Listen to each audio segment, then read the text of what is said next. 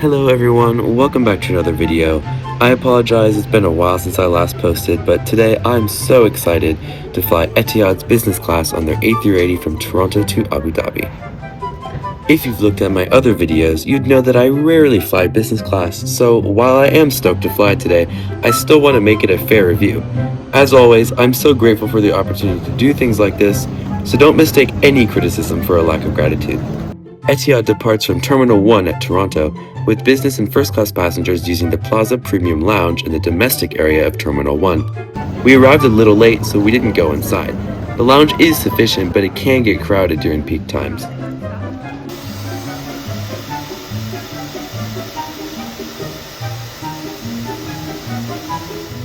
Now for the seat map. On the Etihad A380, the entire main deck is filled with 405 economy seats in a 3-4-3 layout. The best economy seat here is 69D because there's a missing seat in front of it.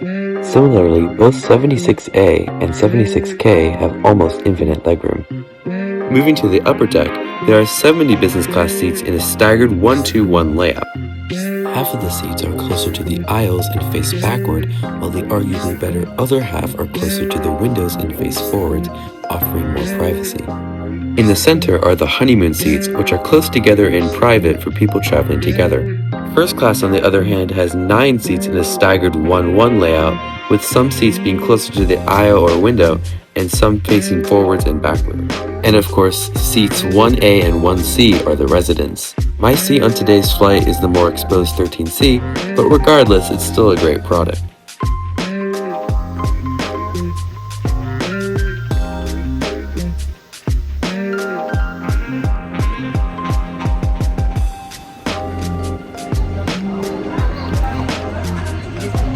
This I can take it. For your pleasure. Thank you.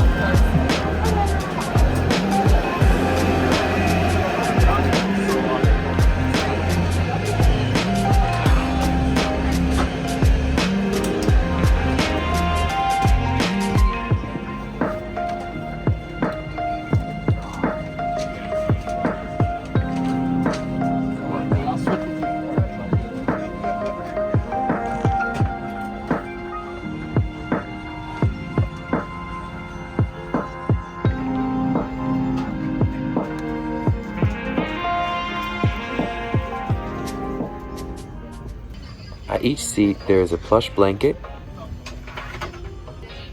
a really nice mattress topper, and a large pillow. The noise-canceling headphones provided are very good, with the nicest slippers I've ever seen. The amenity kits are from Armani Casa and have various Espa products.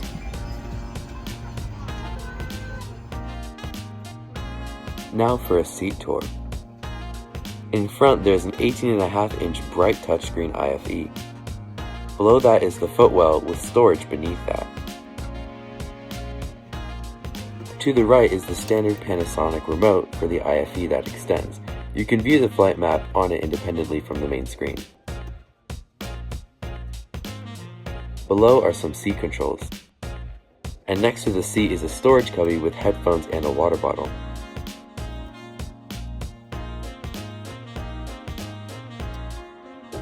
Just above is a modern mood light and a reading light. Next to the IFE, there's a large table. It can be pushed forward so that you can leave the seat while eating, with a table light above. Next to the remote, there is a control panel for various seat functions. The seat has lumbar support, which while it sounds cool, it basically feels like sitting on a balloon. If it fails and deflates, it's basically like sitting on a metal bench. There is also a privacy partition at all aisle seats. As this is an A380, there are large storage cubbies at every seat on the upper deck as well. There aren't individual air vents, but the flight was cold enough.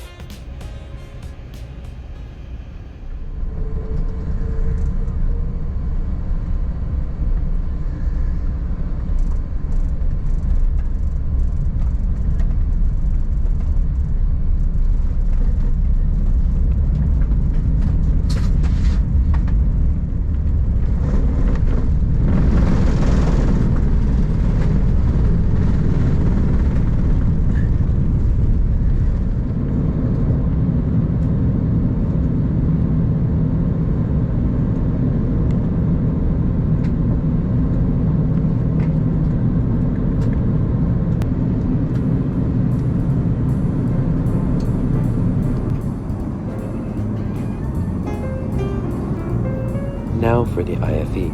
It's called E-Box, with the home screen laid out in a series of, well, boxes. The touchscreen isn't the most responsive, but that's why there's a remote. There's plenty of movies and TV shows with a search menu at the bottom to easily find content. There's also live TV,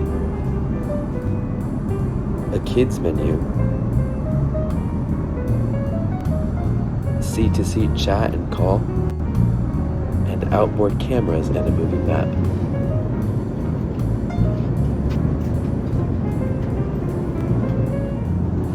Dinner service started with a bowl of warm nuts and a drink of your choice.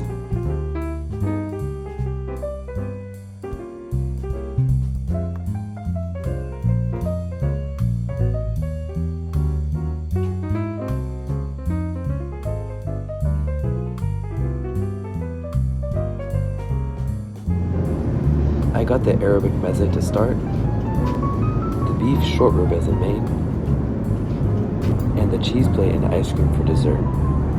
The meal overall was very high quality and delicious with no complaints.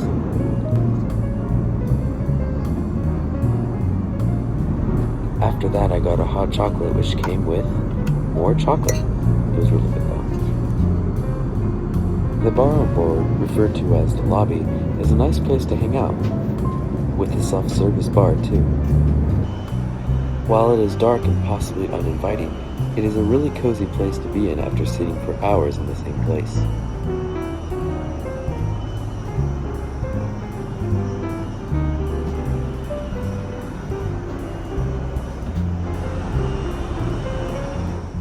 All the toilets on board are spacious and kept very clean throughout the flight.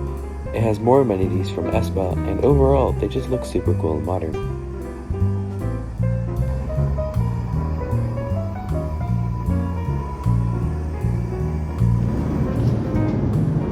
There is Wi-Fi on board, with Etihad guests receiving free messaging. I didn't purchase Wi-Fi, but it's roughly $20 for the entire 12-hour flight. I made the most of the flight by trying as many things as possible off the all-day menu, like these blueberry souffle pancakes and the granola yogurt bowl, which for some reason came with a cheese plate and cookies. Maybe I'm just easily impressed because I don't fly business class often, but they both tasted really good. Listen, it's not often I'm able to fly business class like this, so yes, I was easily impressed. However, I want to evaluate the aspects of the product by talking about two distinct things, the hard product and the soft product.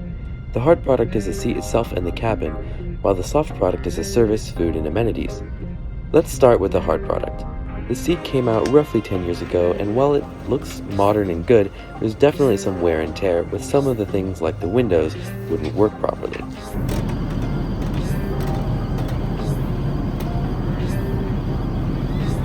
Also, backwards-facing seats have slightly less pitch by a few inches, so if you're tall like me, it may be a bit tight in the footwell. Besides that, the food was really good and high quality, the amenity kit had sufficient amenities, and while the crew from Middle Eastern Airlines can be hit or miss, the crew here were pretty friendly. I especially liked the mood lighting in the cabin, with many elements featuring the Lights of Abu Dhabi theme, with a lamp that mimics sunlight under a palm tree, and triangles basically everywhere. A lot of thought and work went into making this product and cabin, and it definitely still feels like this 10 years later. I really enjoyed my time on Etihad today, and while I don't fly business class too often, hopefully this gives you an insight into the experience on board. Now, time for landing.